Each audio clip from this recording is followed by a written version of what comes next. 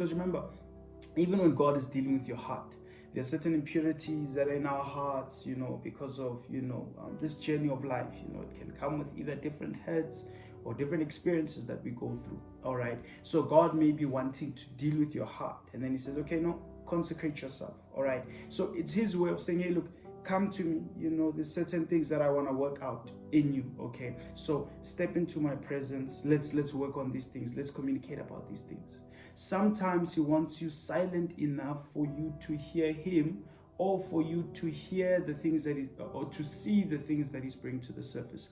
Because sometimes we're so busy with life, we don't realize that we are actually running on E, or on empty, should I say, and then we make such a haphazard decision. Sometimes you may find that, okay, there are crucial decisions coming up ahead that you must make concerning your purpose, concerning your life.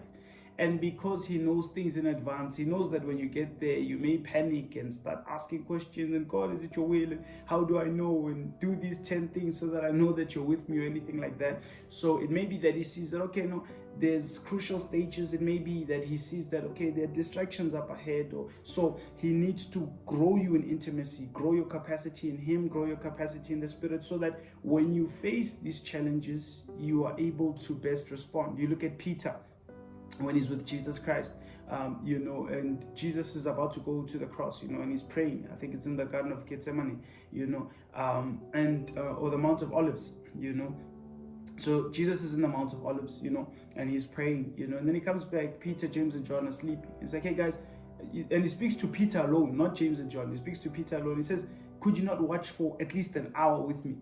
The spirit is willing, but the flesh is weak. Then he says to Peter, pray so that you don't enter into temptation.